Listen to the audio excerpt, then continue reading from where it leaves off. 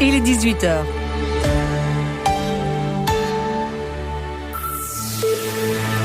L'injection des premières doses de vaccins a commencé dans plusieurs pays d'Europe, dont la France. En Belgique, ce sera pour demain, dans 3 maisons de repos du pays. La campagne de vaccination va prendre de nombreux mois, car il faut tenir compte du rythme de production. 2 chercheuses hongroises ont découvert des bactéries mangeuses de plastique, une découverte porteuse d'espoir pour la sauvegarde de l'environnement. Trop de monde, encore une fois aujourd'hui dans les Hautes-Fagnes. Les Belges n'ont pas pu résister à l'appel de la neige, malgré la demande expresse des autorités communales à ne pas venir en masse pour respecter les mesures sanitaires.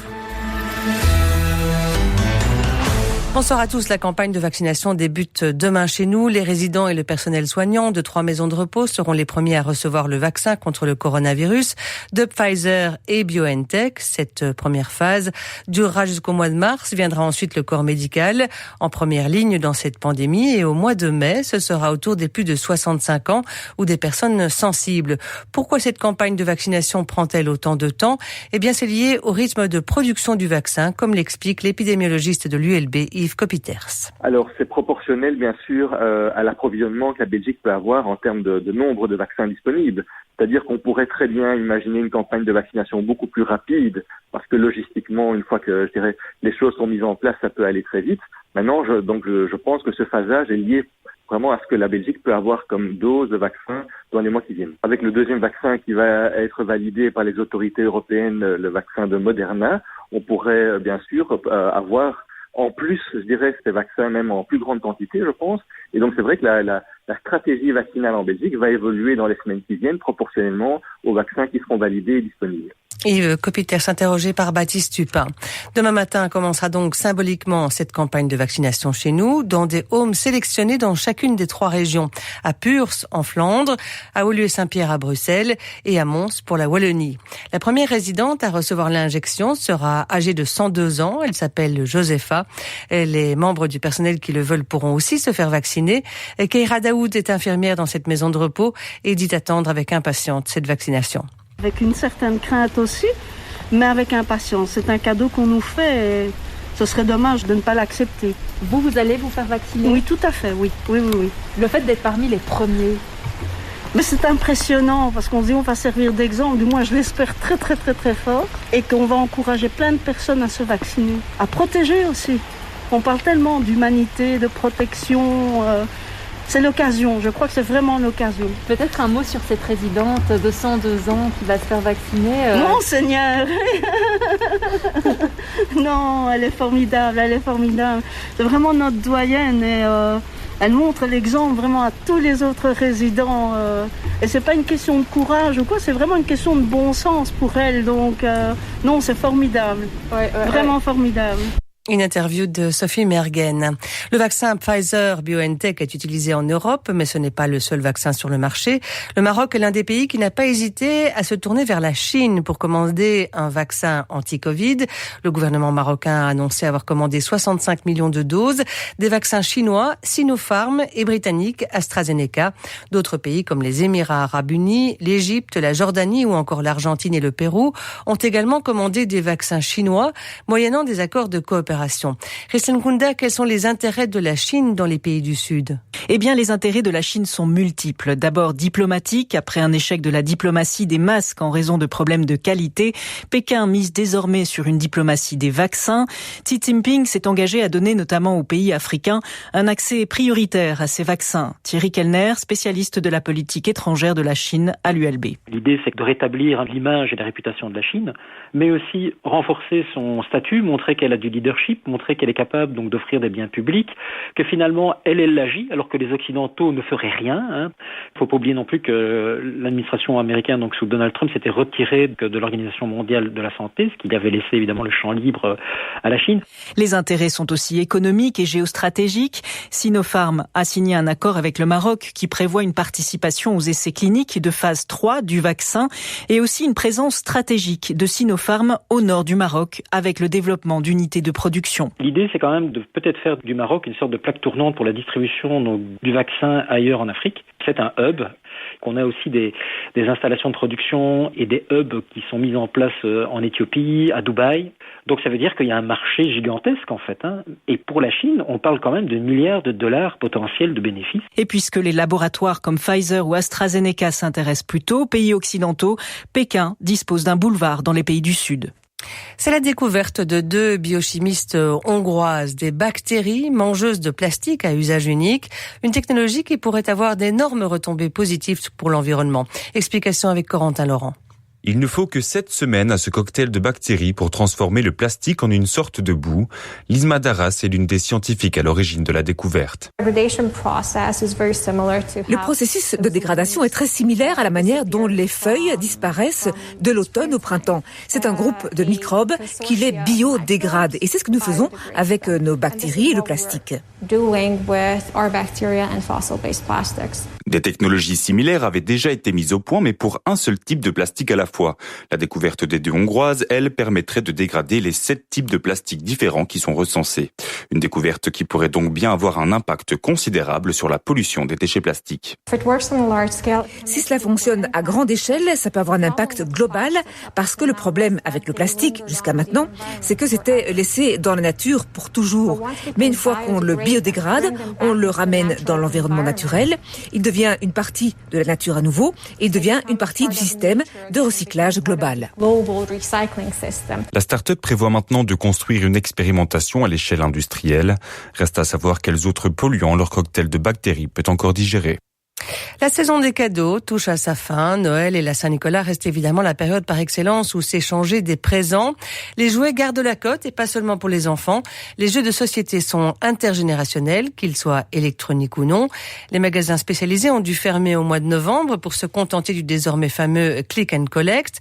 Dominique Delal, on imagine que ces distributeurs ont pu se refaire en décembre. Oui, mais partiellement et pas partout. 2 illustrations. La première avec Olivier Fieux de la chaîne de jouets Fox. Un parallèle entre décembre 2020 et décembre 2019 oblige de distinguer le lieu des points de vente. Pour les magasins de shopping, on est plutôt entre moins 20 et moins 30%. Et pour des magasins de centre-ville, on est plutôt entre plus 10 et plus 15. Seconde illustration avec Cédric Allan. Il est le directeur marketing du distributeur Brose.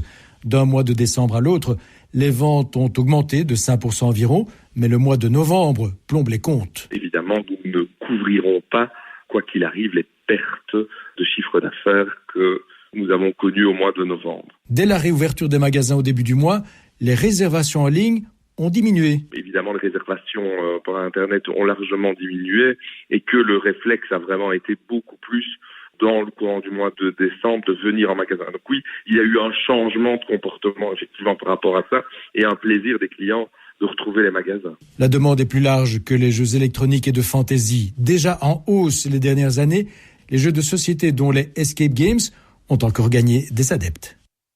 Le vent a soufflé fort aujourd'hui en Wallonie et à Bruxelles. Les pompiers ont reçu de nombreux appels, mais pour des interventions mineures. Des chalets et des tuiles envolées, des arbres cassés ou déracinés et des fils électriques arrachés. Les pompiers ont mis des équipes supplémentaires en place en vue du passage de la tempête Bella, mais au final donc pas de trop gros dégâts, en tout cas jusqu'à présent. Monica Vecter s'est rendue au dispatching des pompiers de la zone de secours Nage, Namur, Andenne, Jean-Blou et Guezé. Reportage. Échelle Namur pour le Codis Nage. La tempête Bella a soufflé fort, mais les pompiers s'attendaient à pire. Arnaud Brouers, capitaine responsable du dispatching. Alors pour l'instant, ça se présente finalement pas si mal que ça. Donc on a quand même eu un pic d'intervention, on a eu une grosse trentaine d'interventions. Mais a priori, pour le moment, ça reste raisonnable par rapport aux capacités qu'on a mis en œuvre. Sur place, des câbles haute tension qui sont en contact avec l'arbre. Ça va, ok. Oui, bonjour, c'est le dispatching des pompiers. Patrick Verbelen, dispatcher.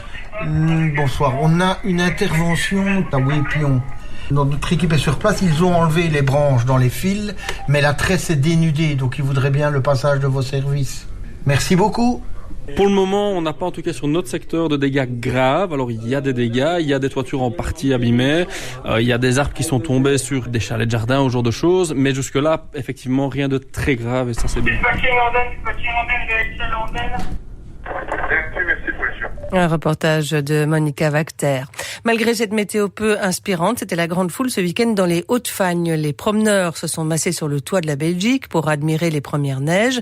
Pourtant, les autorités avaient tenté de les en dissuader pour limiter les concentrations de population. Covid oblige. Une recommandation qui n'a pas vraiment été suivie. Daniel Stoffels, le bourgmestre de Wem, dresse le bilan de ce week-end de folie. De mémoire de bourgmestre, il n'avait jamais vu autant de monde dans les Fagnes. On a eu 2 journées, hier et aujourd'hui, qui étaient avec un nombre de voitures énorme. J'ai évalué entre 15 000 et 20 000 personnes, le nombre de personnes par jour qui ont fréquenté le plateau des Hauts-de-Fagne. Hier, il y a eu beaucoup de problèmes de circulation, mais aujourd'hui, la police avait anticipé. Il y avait des brigades installées à hauteur du lieu-dit de Bellecroix, où les visiteurs étaient mieux dispatchés. J'avais beaucoup plus de voitures dans les villages voisins et la population était mieux répartie, si je puis dire. Une interview de Barbara Schall. On votait aujourd'hui en Centrafrique et au Niger. Les Centrafricains doivent élire un nouveau président et renouveler les 140 députés de leur parlement. Et c'est dans un cadre de troubles et de violence que ce double scrutin s'est ouvert. Le pays est en proie depuis plusieurs jours à une reprise des violences armées. Des milliers de personnes ont été déplacées. Malgré les appels des partis d'opposition à reporter le scrutin, le président sortant, Faustin Archange Touadéra, a imposé sa volonté d'organiser ce vote. Élection donc aussi au Niger, pays marqué par les coups d'État et en proie à des attaques djihadistes récurrentes. Une présidentielle qui doit déboucher sur une première transition démocratique entre 2 présidents élus. Plus de 7 millions d'électeurs sont attendus pour cette présidentielle couplée à des législatives. En sport du football, suite et fin du Boxing Day à la Belge ce dimanche. Un Boxing Day qui n'a pas souri à Charleroi puisque les Zèbres se sont inclinés 1-2 à l'Antwerp. Genk a partagé l'enjeu 1-1 face à Wastan Beveren. À 18h15, Anderlecht accueille le Beerschot dans un duel de mauve, un duel aussi de style, entre le jeu léché prôné par les Bruxellois face au tout à l'attaque des rats du Beerschot, une équipe que Vincent Compagnie, l'entraîneur anderlechtois, a pris du plaisir à analyser. Quand je fais en général l'analyse de l'opposition, il y a certaines équipes qui sont vraiment agréables à regarder, et Beerschot en fait partie. Je dis c'est une équipe qui produit beaucoup de dangers, mais ça dépend un peu comment est-ce qu'on regarde le match. C'est aussi une équipe qui donne des opportunités. J'imagine que l'entraîneur, en étant à cette position aussi, fait très bien son travail. Ça veut dire qu'un entraîneur sûrement travaille sur toutes ses lacunes énormément, et les lacunes de son équipe, je veux dire, et probablement aussi renforce les points forts de cette équipe. Donc l'aspect de cette saison qui a été un peu plus difficile pour eux, c'est le fait qu'ils ont encaissé beaucoup de buts. J'imagine qu'ils travaillent énormément là-dessus, donc il ne faut pas s'attendre à ce que ce soit aussi le cas toute la saison. Je pense que les équipes s'améliorent au cours d'une saison. Ça a été le cas pour nous aussi d'ailleurs. Un propos recueilli par Thibaut Deplanque. À noter aussi en fin de journée le duel important dans la lutte en bas de classement entre Malines et Moucron. Coup d'envoi prévu à 20h45. Et c'est la fin de ce journal. Très bonne soirée à vous. Tout de suite,